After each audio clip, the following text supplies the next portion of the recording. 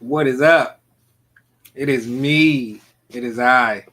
I am the greatest there is, the greatest there was, and the greatest there ever will be. I am greatness personified myself. Yes, yes. Stoney greatness. Oh, yeah, wow. Thank God. Thank God. Oh, my goodness.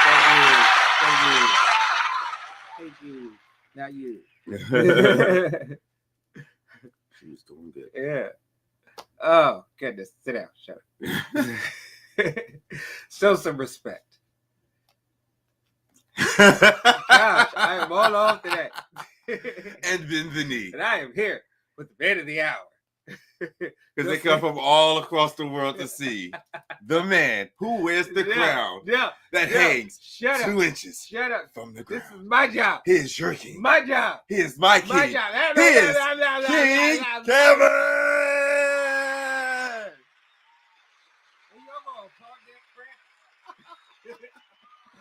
Woo! You know, I have never done that.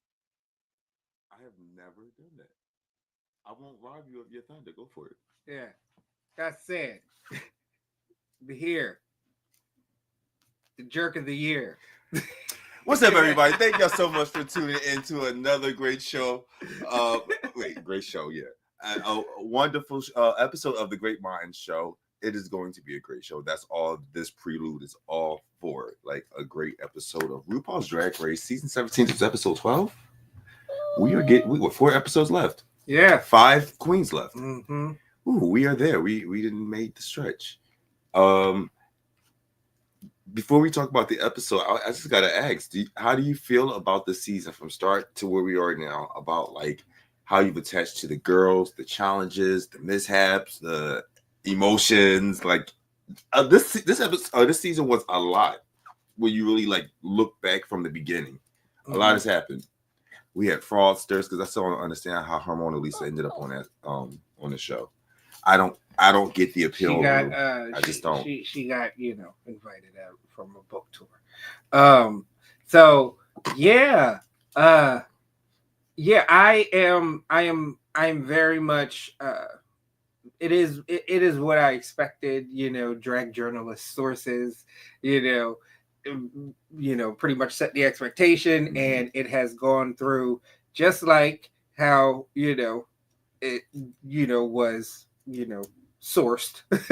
Yeah. So I mean, I am not looking forward to this week. Shut because up. I forget which week is which, and then you just reminded me. Damn. Yeah, I'm not looking forward to it. It makes so much sense to me now. But oh my gosh. Yes, but hey, so it has to happen. Because, it has to. Yeah. And we'll see. Oh gosh, I can't even talk about it because I have some thoughts about that, but I can't talk about it till next week. Yeah. Oh. Hold on. Wait. No, we're not talking about Democrats right now. Oh my goodness, no. Good afternoon. But yeah. So next week episode is going to be an interesting conversation. Mm-hmm. It's going to be a very interesting conversation. Yeah. Because things are about to happen with next week's episode, not the one we're recovering now. But anyway, I'm thinking not so much about just the eliminations or the orders of the eliminations, but like the drama, the breakdowns, the delusion. Because this season was full of several people who were delusional, and RuPaul was one of them. Yeah. So. Like that, how do you feel about that portion of the show? The RuPaul delusion? I mean, overall scope. I mean,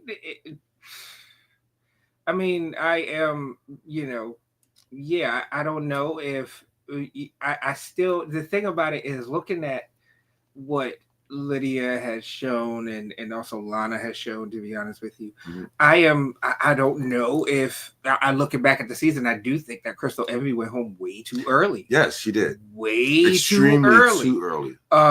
And I don't understand, but that is one thing that is the biggest question for this season is why did they feel that Crystal Henry like should have went home that early in the competition. Like I would have loved to see Yeah. what she would do in episodes after her elimination, Right. Because she actually was a fierce queen. Yeah, she is a fierce queen. So for her to have gone home, of course we love Lana, but to have been sent home by Lana on an episode and a lip sync that I feel that Lana did not do her best. right. I wonder what the point was. I mean, it doesn't make sense that Acacia forgot, finished higher. Right. Like a higher place than Crystal Henry. It Yeah. makes no sense at all. RuPaul, and it should not have been that way. And like in certain situations, we're like, okay, the math when you want to create a certain narrative to push this person, but it was just pointless. Like there was no reason to not allow her to go further in the competition. Like if we're basing off of like the edit, we're basing off of just RuPaul's delusion or what. That was one of the most shocking and disappointing moments in the show for me. Mm-hmm. Because I started to warm up to Lana, not her drag, but her.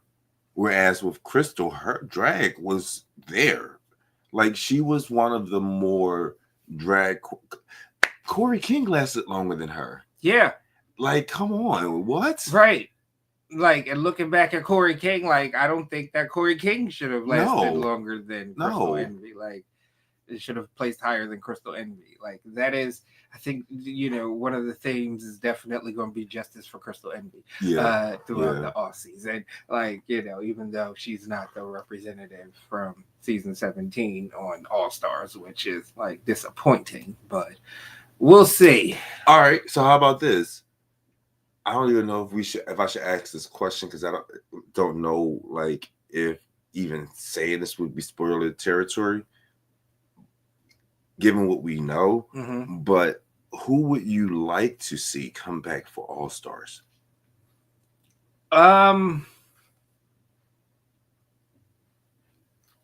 Honestly, I would want to see Crystal Envy come back. Yeah, I would, because I want to see more of what she could do. I feel like she probably the type of caliber of a queen that she is. Yeah. I'm pretty sure she learned, from the experience and is way more prepared now and would be way more prepared for All-Star season, especially with the stipend, provided to her, for looks and everything else like that. I feel like with Crystal, she like if she was still around, she would have stayed in our top rankings, despite other things that we know. We would have looked at her performance overall and be like, okay, yeah, I can see her top 6. Mm-hmm.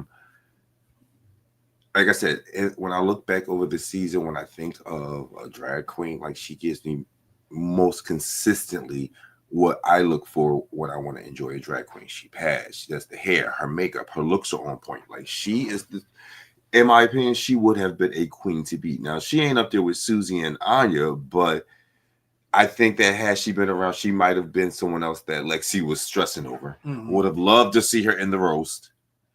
Yeah.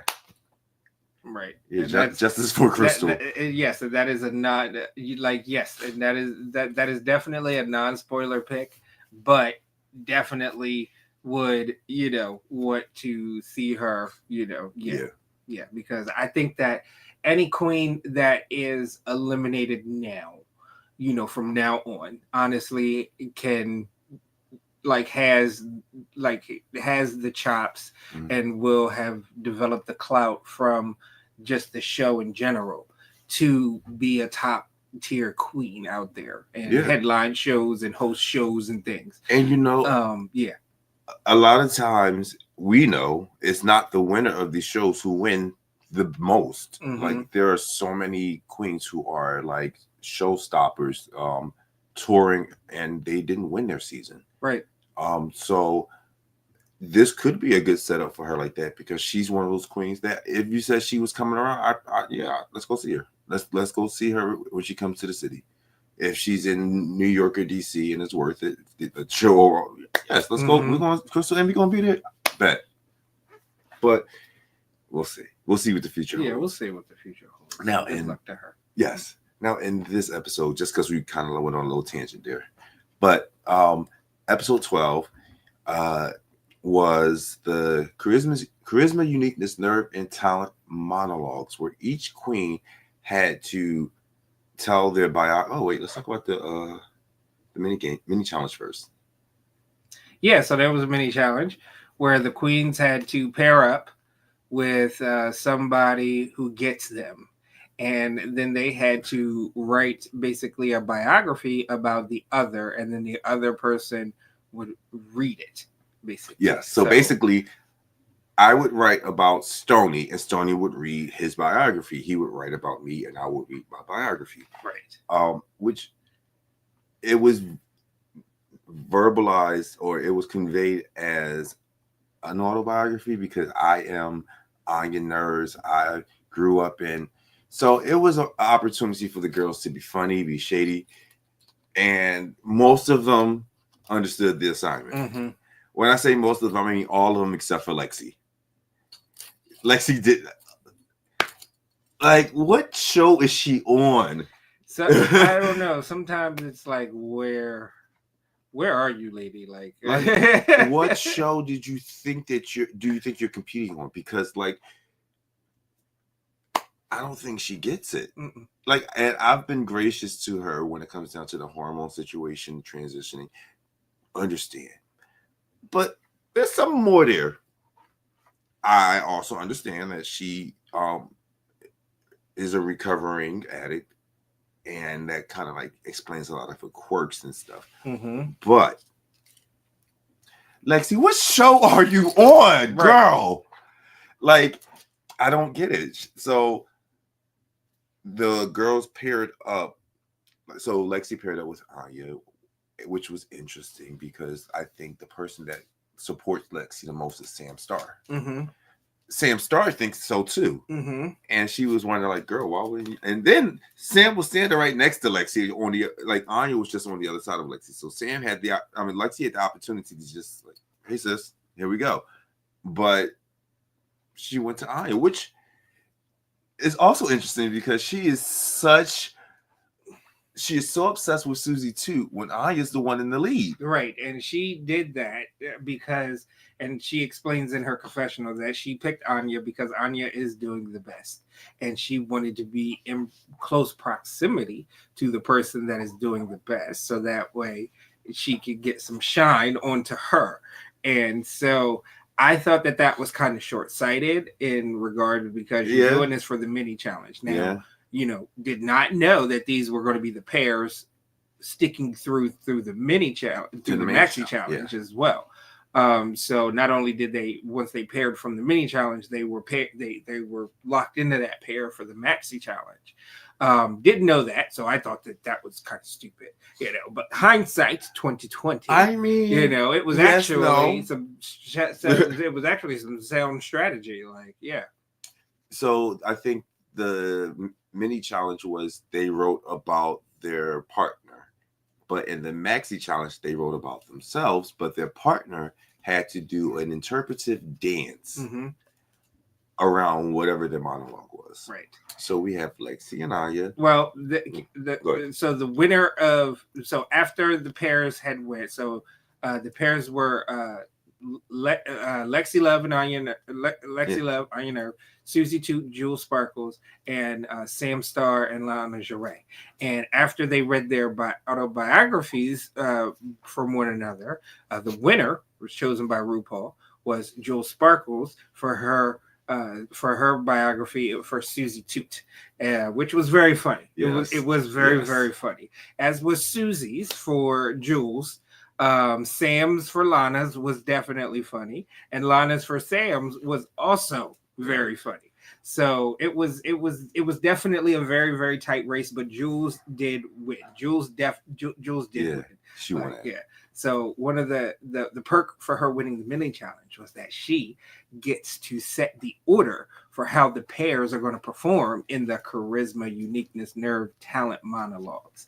And so this is the second time this season that that Jules Sparkles, that is, got to pick the order of performances. And so there was some drama going, and Susie was like, "Oh, we should be strategic and screw the girls and stuff." The only thing that they ended up doing was putting themselves first, to be honest with you. Then they put Lana and Sam in between them, and then they had at the end closing out was Lexi and On Your Nerve. So everybody was pretty happy with the order, even though Susie wanted to mess with everybody's head. But Jules decided not to do that. So basically giving everybody what they wanted. And so, so now we're into the Maxi Challenge for the week, which was the charisma, uniqueness, nerve, and talent monologues. And so Jules and Susie started it off. What did you think of theirs? One of my favorite things about Drag Race is drag.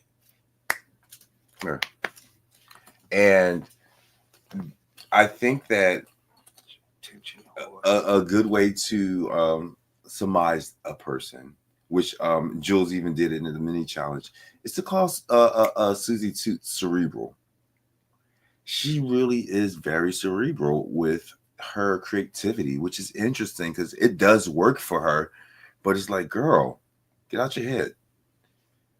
But what made her monologue good for me was Joe Sparkle's dance. Because the energy and the facial expressions and like her moving, like it made it funny. It made it more drag. The best part about Jules' monologue for me is when she got finished dancing and was standing behind her when it was over.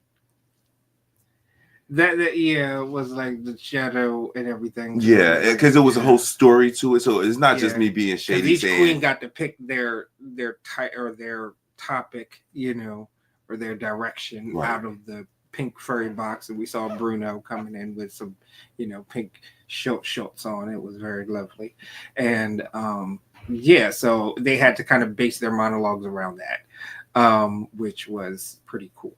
And everything, because everybody kind of took their own thing. It was very vague and broad, like Lost and right.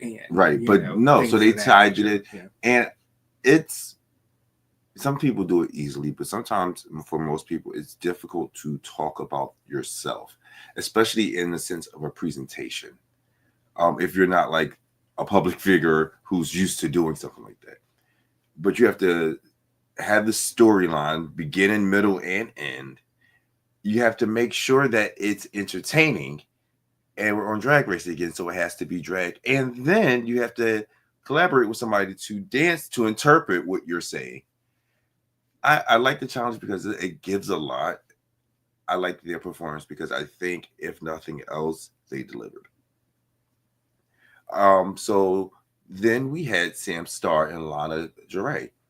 And now I'm going to flip the switch on you. How did you feel about their performance? What did you think? So Sam Starr and Lana Jarre's, so Susie and Jules kind of took a very serious approach very cerebral. Very, dramatic, if you will, where Lana and Sam, kind of straddled the line a bit and had punches of comedy in there, but their story was very much, and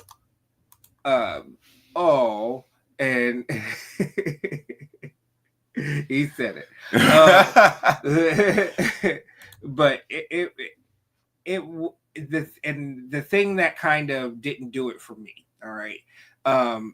And honestly, it was an okay performance. You do this in another season, you know what I mean? They're probably one of the top, Who, Lana and Sam? Yeah. No, they're not. I mean, they're safe, maybe. okay. They won't be in the top. Right. Okay. All right. Safe. I would say that they're safe. Yeah, You know what I mean? safe. On any other season with this performance. But unfortunately, we're at this stage and we got a nitpick. So it wasn't, and I think that had they leaned a little bit more into the comedy, then it probably would have been a little bit more successful. But the fact that they straddled the line between that dramatic, the top is definitely crazy. No, you saying them they would have been in the top in a different season. No. Well, and I wouldn't even give them a high safe either. Middle to low safe. But you're right. But on another season, it would be safe. There was a lot of critique about Sam's interpretive dance. Yeah. I'm not saying that it was bad, but like you said, you got a nitpick, and it just didn't do it. Didn't do it. Yeah, like Lana's story had punches of comedy in it, but it was also dramatic. Sam's story had punches of comedy, but it was also dramatic. It's just that Lana's interpretive dance added a little bit more to the comedic moments for Sam's story than Sam's comedic moments. And that's why she was critiqued for not saying that it wasn't funny or Sam isn't funny. Sam can be a funny queen. It's just that was a miss, So let's put a pause on the conversation about the episode. Let me talk about Lana for a second. I think one of the reasons why she doesn't do well when she has to speak as a drag queen is because whenever she's doing public, it sounds like she's reading from a teleprompter all the time, and she's not. It's like her tone just changes, and it's like, girl. Another fun fact, Jules Sparkles and Lana Jure have something in common with myself, which is, hold on, you said that's just how she talks? Yes, no. Like, it is how she talks, but I think that, and yes, some people are, but I think that in entertainment, and granted, she may not be one of those queens who wants to host shows and do. She might just be that I'm gonna go out there, lip sync, look pretty. More power to her. But I also feel like, hold on. I also feel like if you do aspire to do those things, you have to learn the inflectuations of your voice, how public speaking works, and how to engage your audience. I think that's like her story and her monologue was actually really great. I think we saw her roast, her the jokes were there, but she gives that very monotone, dry, thing throughout her entire, like, give me the highs and the lows.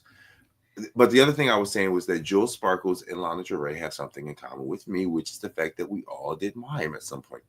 Jules Sparkles was a pantomime, and Lana Jure was a praise dancer in church. So it was like, oh, that's kind of cool. I did that. So shout out to y'all for that. Back to the competition. Yes.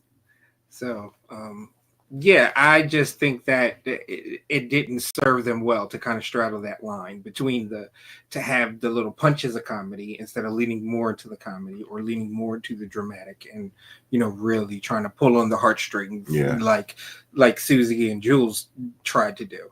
Now, on to the next, where they kind of, and it was crazy because they kind of, the performances were pretty much the whole spectrum of, dramatic to comedy, know what I mean? And to where we went with when Anya and Lexi came out, we got comedy, in the interpretive dances as well as in the stories as well. So like theirs was fun and entertaining and also uplifting and inspiring though at the end of the day. And that is honestly like I feel like even unless you make people cry like, or really tug Like on the yeah, heartstrings, agreed. like Wig Loose, like, you know what I mean, like Like Wig Loose Megami. is it? No, not Megami. No, like Wig Loose, because Wig Loose was a different kind of musical, because there was a lot of serious social numbers issues going on in life for real, and they were addressing, you know, a lot of real life issues at the time, yeah, in the musical, you know, while also making it fun, you know. So, and that is, you know, that is kind of what, like, you know, I would say Lexi and Anya did, is that they kind of, you know, gave us the comedy, but also was inspiring, uplifting, and everything, and it was balanced. yes, you know, and yes, and that's that the is thing that was missing. Right. It's a difference between having the balance and then straddling the line. Yeah, you know, because straddling the line is like, it's not. but It's not balance is, you can have more comedy, but it you know, like the drama kind of weighs out, because, you know, you're balancing it. There's a difference, you know. Yeah, when you're back and forth on the line, when it's not balanced like that, you can kind of like tell, you feel the difference when they're leaning a little bit too serious with the drama, or they're trying to be too funny and they don't have a good story. It's like, ha, we laughed, or boo hoo, you touched me. But when you have people who can mix the two the way that Anya and Lexi did, Lexi was actually smart strategy on her part to pick Anya, whether she knew or not that it would affect her maxi challenge. That was smart on her part, because there's, honestly, if I was paired up and I got to choose, yes, I want to be with Anya, please, because clearly this girl knows what she's doing, as she is a front runner so far. After the monologues, we had the runway, the ugliest dress ever. Now, wait, got another comment here. Hey, Crystal. Hey, how you been? Hey, beautiful. Miss you. Yeah. You know, the little Asian heart. But ugliest dress ever, you have to bring it on a runway in an ugly dress. So it started off with Susie Toot, and this girl pulled the Nina West. Make sure I'm calling her right, Nina. Or was it? Yeah, it's Nina West. Yeah. With always doing some Christmas. Nina West, not Nina Flowers. Yeah, make sure I'm calling her right, Nina. Yeah. Nina Bonina Brown. No. Wrong Nina. Anyway, she came out with that Nina. But she comes out, Susie 2 comes out with a Christmas tree dress on. And I have to say she understood the assignment with this, because that was one ugly looking dress. Let me say, this time I wrote, "Well, always tune in." Well, thank you for checking in with us. We miss you and love you, and we gotta catch up like real soon, please. What did you think and feel about Susie Tooth? Oh my gosh, was that shit ugly? God almighty. Wow. Wow. Like clearly understood the assignment and delivered with the parent signature on time. It was actually early. Like I sent out the permission slips yesterday, and Susie Toot bought it back with exact change. Of course she did. Like, oh my gosh, like, ew. But wow, but amazing. That's the thing. It's like amazing. This is but an interesting terrible runway, because the category is the ugliest dress ever, and you always think about coming to the runway with your best, looking beautiful and opulent, or being campy or a clown. But no one ever, I'm gonna say no one ever, but the status quo is that titties. Well, she thought it was pretty. There's no possible. But it's Selena. Well, but the status quo is, I'm going to bring my best looks. Even if, like Selena, you were delusional and you didn't, but never in the mindset of, I'm going to put together something ugly to wear. Like, who does that? So you gotta like invert the way you think anyway. So what Susie did was what I was saying to you before the show, which was interesting, is like the ugly Christmas sweater parties. It's like, okay, well, every year something that we always do is an ugly sweater party. So why not be an ugly Christmas tree gown? It worked. And then we had Jules Sparkles. Now, I thought it was ugly. I thought it was ugly. There are certain, I get it, that I get what Michelle was saying, as far as Michelle saying that, oh, this was a fashion of the times, and if yes. this was back in the 80s, you would have looked, Hey, Sadon. you would have, looked beautiful and been considered beautiful and stuff like that. But it is 2025, all right, almost 30 years ago. Like, Jules looked hideous. Like, but it wasn't as hideous as Susie Toot was. So here's my thing about Jules Sparkles. Beyond just the whole aesthetic of an era that a lot of people would say that was an ugly dress. I don't know that it does enough to reach the mark of saying, oh, that's a runway ugly dress. Right. I agree. And I agree with Roscoe. He said Jules gave a reference. That's what it was. That wasn't really an ugly dress. It was ugly dress, but you get what I'm saying. Right. After Jules, we had Lana. Yeah, I think it was 2 references in a row. Thanks for pointing out the first reference there, Roscoe. It was a personal inside joke reference for everybody. Like, But yeah, we had a second one coming through with Lana Jarre wearing Candy Muse's ugly pocket something look. That Michelle Visage would say. It was on the nose. Because it makes me want to bite my words about like no one comes to the runway with something, because like infamously we have Monet Exchange's spun dress, we have Lala Ree's bag dress, and we have Candy Muse's pocket dress. Selena S. Titties. Every dress. So Lana, in my opinion, was at least on the right track with this, to have Candy Muse's dress on the runway of the ugliest dress ever, shade to Candy Muse. I'm not mad. I'm not gonna lie. I'm not mad. It's an ugly dress. That was the assignment. In terms of the assignment, I think she was the one closest to being spot on with an ugly dress. I mean, other than Susie Toot so far. Yeah. Next, we had Sham Star. Now, it wasn't enough for Drag Race. No. Sham Star.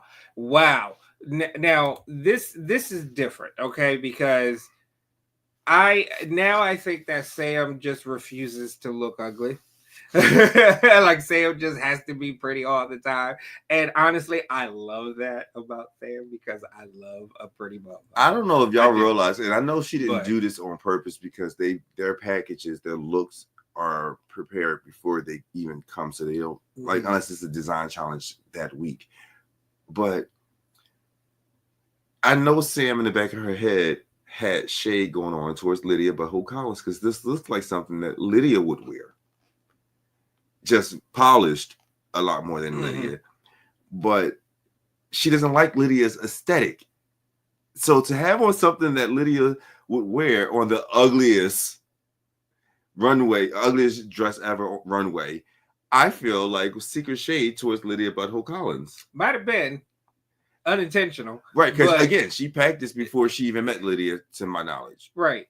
But yeah, because that dress was not at all ugly. No, it was beautiful. It was absolutely gorgeous. It was beautiful. The only thing that I would say is ugly about that dress is the name of the color, of the predominant color of that dress, which is puce.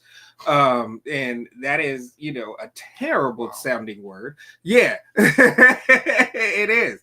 It is terrible sounding. Why do you even know that? Like, like, it was pink. It was puce. It was flesh. It was puce. It was nude. It was puce. And go look up the backstory behind that color. You Okay. will be like, oh God, ew.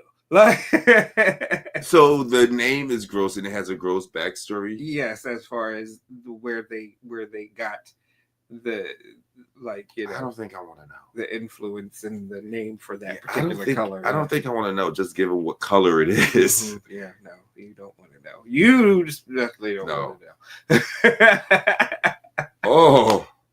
Oh, let me stop.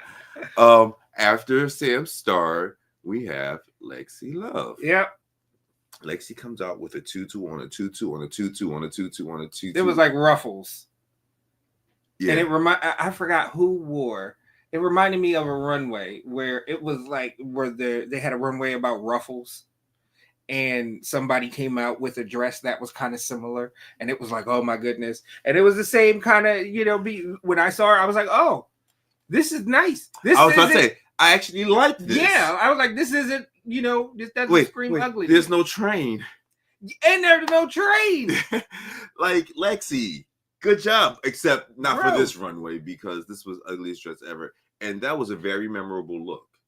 Like, that was a good look, Lexi. Mm-hmm. We love you for that. Yeah. Even though that wasn't the assignment. No. But you tried. But no, it wasn't it. Yeah, no, like Gilbert Gottfried.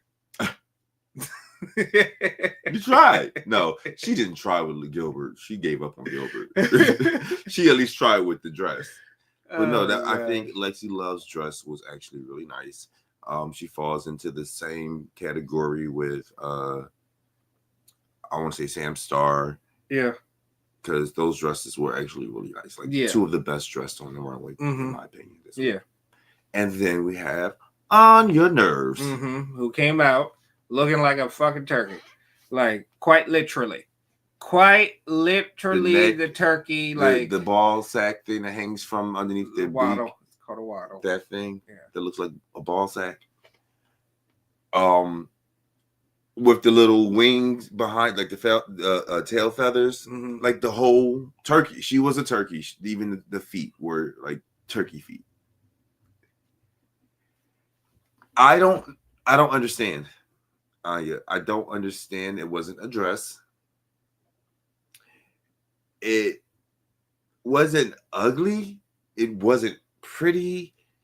It was like a mascot going to like a turkey festival somewhere. Thanksgiving festival. It was ugly. It wasn't ugly. It wasn't ugly. It wasn't pretty. It was ugly. Ugly. It was a turkey costume. Yes, and it was ugly. I am with Ben de la Creme, who was on the pit stop with Monet Exchange, and like this frustrated me. This made me mad. It was like, you know, and honestly, I think that is what ugly dresses do. Like, it's kind of like, you know, wrestling. You know, hey, the good guy may lose and it may suck, but that reaction of you like, oh, boo, or is you know, is at the end of the day something, and I'm happy that I was able to stir an emotion, you know, with, you know, my drag, whether it be good emotion or bad emotion. At the end of the day, I am making it. I hear that, but like Arietti said, like she created a lot of emotions, and they weren't good emotions, and I don't think that's going to fare well for her. She left an impression. That she did, right? And On Your Nerve left an impression on me with this ugly dress runway by giving me a little tiny headache right here with that turkey dress. Hey, Mom, you know, just a little tiny headache right here because I didn't like it. It was jarring to my senses. And hey, to me that makes it ugly because when I see ugly people, I get a little headache right here. It's not so. That's horrible. I know. I am terrible. I'm a terrible person. I know it. Ugh. That just made me sick to my stomach. Stop. So the judges do the critique. Their guest judge this week. We see ugly people.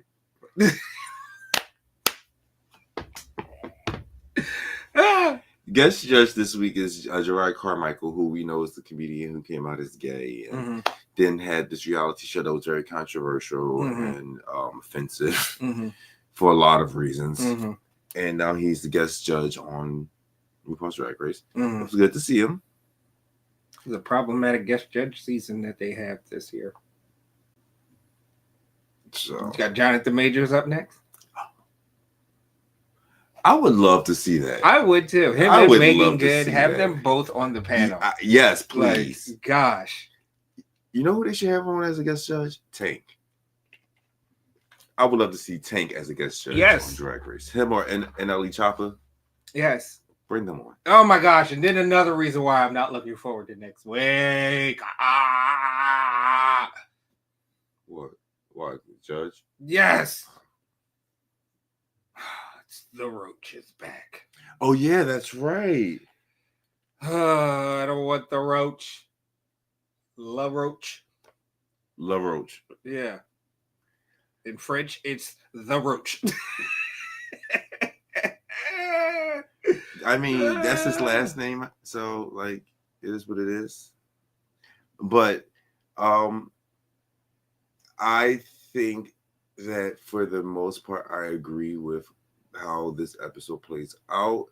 In the end, On Your Nerves and Lexi Love snatches the win. They share the win, which they both get $5,000. That's the part I missed. I was trying to catch that part. I missed that. So they got $5 each. Because Ru quick to make the girls share. But this is now Anya's 4th win and Lexi Love's 2nd win. Feels good. I think that if Lexi could get out of her head, she can take it to the end. Yes. I really believe if she get out of her head and step into, I don't know. Let me although history does not bode well for 4-win queens.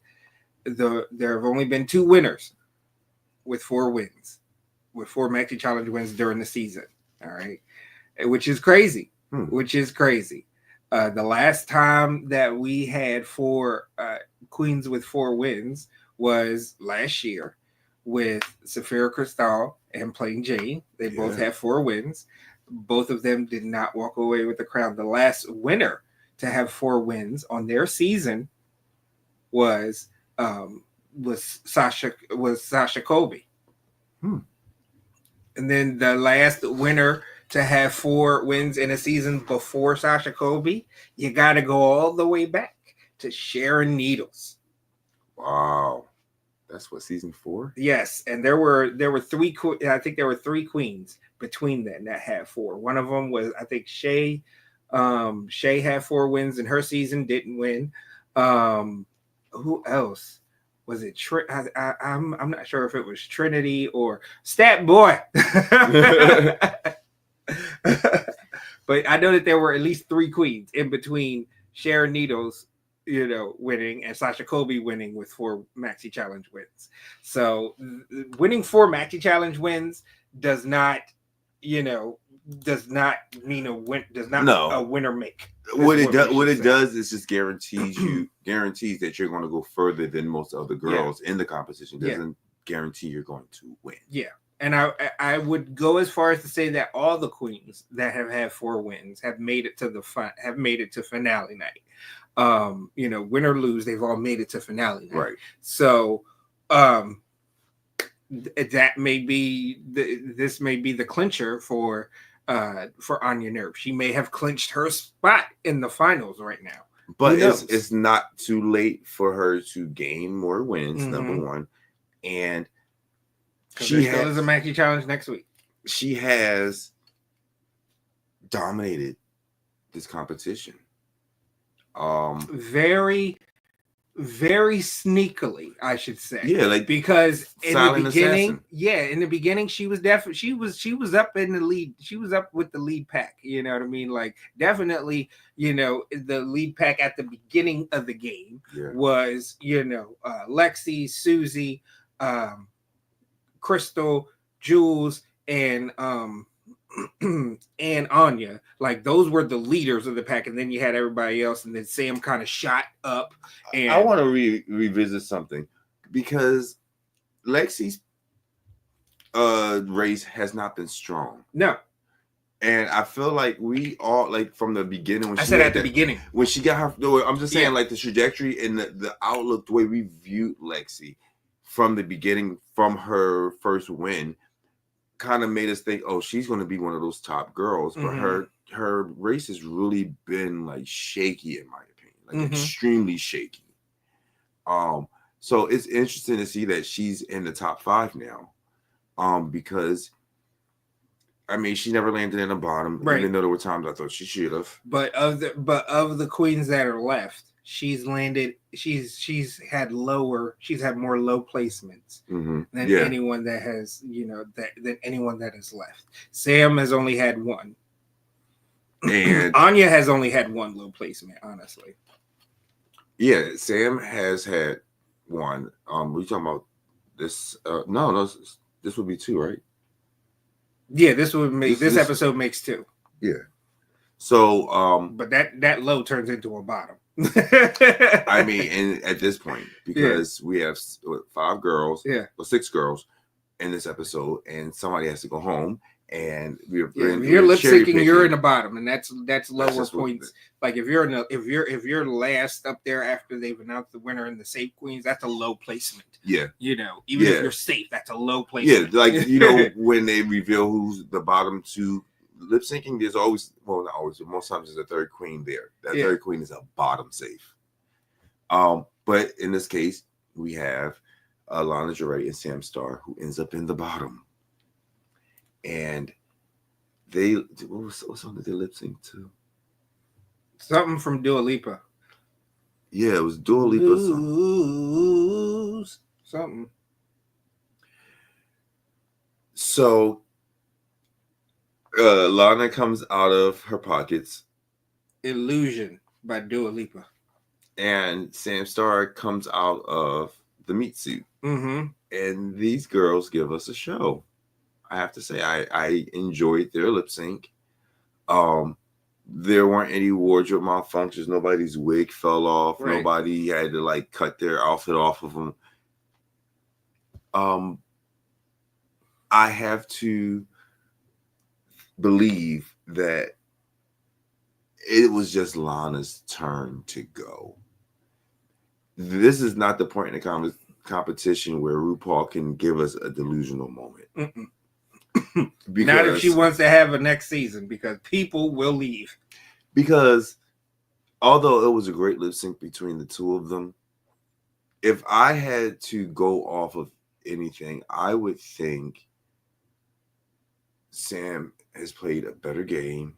Lana would have been in her 4th time lip syncing. Lana had to go into that lip sync and like literally murder. Yeah, that's what I was getting to. There would almost be nothing that Lana could do to win that lip sync. Like that lip sync would have had to have been a murder. Like I'm talking about, Sam would have went up there and tried to do, the Charlie Hyde Park and I don't think that Lana could have did anything. The only thing that would have saved Lana is if Sam fumbled. Right, exactly. Like I said, if she went up there, if Sam went up there and pulled a Charlie Hyde and just was like, or Valentina. We did see Jimbo beat against Candy Muse in that lip sync. That was like what?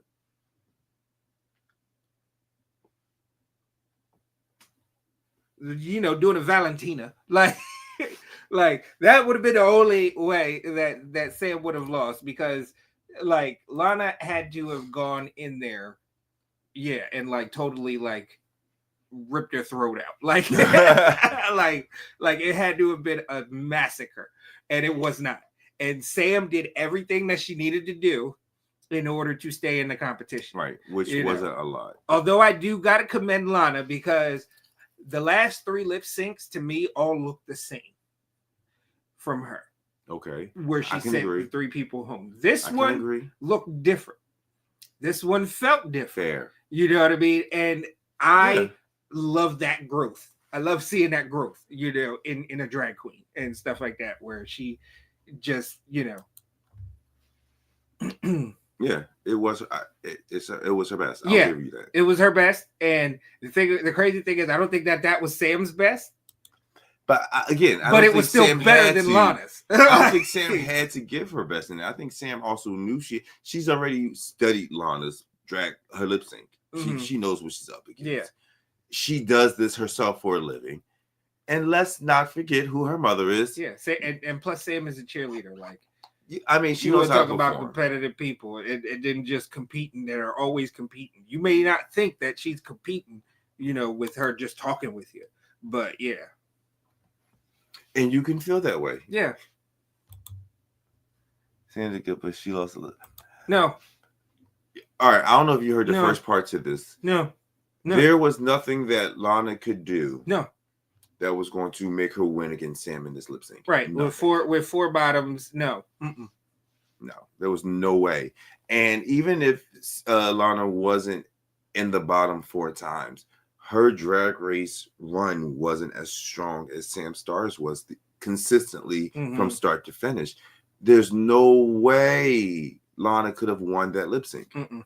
Yeah. Wait. Oh, I skipped one. There you go. Yeah. So, it's not even about being fair. It's about just understanding the politics and the workings of the show. Right.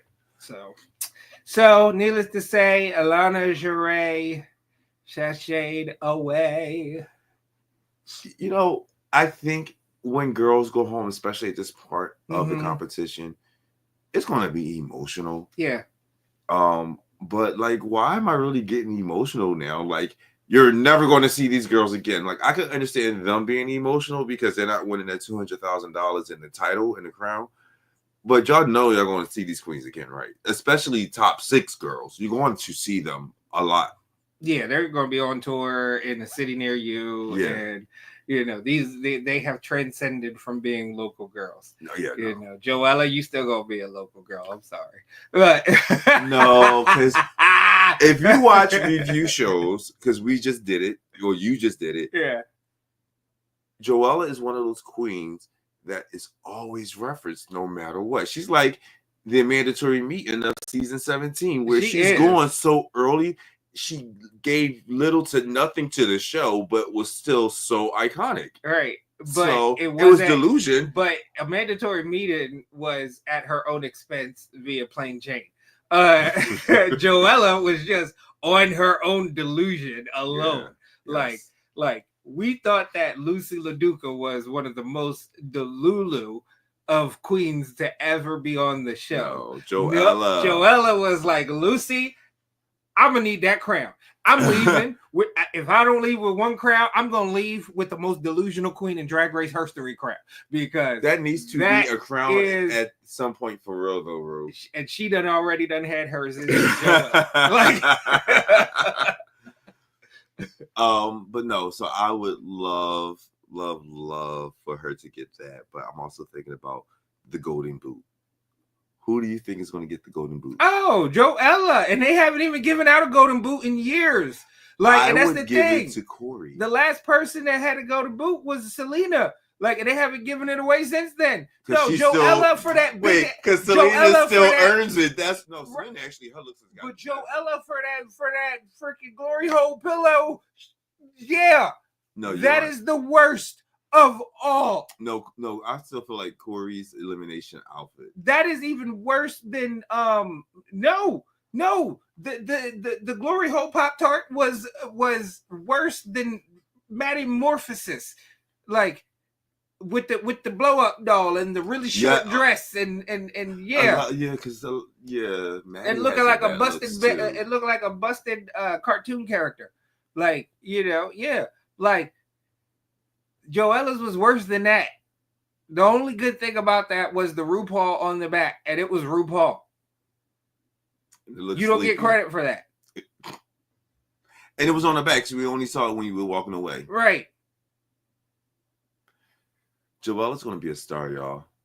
And one thing I said in the beginning of this season, is that I wanted to see more of her because of her drama and delusion. Like, for the sake of entertainment, Joella would have been great. And honestly, congratulations, Joella, Elon Musk of drag. Oh, without the money. And all of the delusion. Damn. Oh gosh, yeah. So next week, wow, we are. It's the makeover challenge. It is the makeover challenge. The final 5. The final 5. We are here. We have Anya, Susie, Sam, Lexi, and in case you forgot how. Because we forgot. Oh gosh. Jules. Jules Sparkles. Yeah, Jules. Jesus. Yeah. Sorry, Jules. Sorry, Jules. I don't know how I made that blunder. Yeah. Shit. But yeah, so those are our top 5 girls. And next week, like you said, makeover challenge. They're making over their loved ones. And this is going to be very interesting. I think this is going to shift up some things in the power dynamics next episode. It's going to shift some power dynamics. Yes. Without spoiling anything, because we are serious drag journalists here. This episode is going to really shake up the race. Yes. Like, it is going to shake up the race. But honestly, looking at the way that the season has played out, I hope it makes sense, because I can see in the tea leaves how it would make sense. I can't wait for us to finish, because I want to say something to you bad. I just hope that they edit it, to where it's not like it's not out of left field. If they edit it to where it looks like it's out of left field, then there's going to be riots. But no, oh my gosh, the way I'm seeing this play out in my head, it makes perfect sense. All right, y'all. So thank you for watching. No, let me stop. No, we gotta give our rankings, and then we'll close out the show. And then I really want to have this conversation. And Roscoe, I'm gonna call you on FaceTime for this conversation. All right. So my top 5 in this order. On Your Nerves, number 1. It's a shaky toss-up for me between Susie 2 and Sam Star. It's a shaky toss-up. So I don't necessarily want to put Sam above Susie. Don't want to put Susie above Sam. I just don't know how to work that out. Jules Sparkles, and then Lexi Love.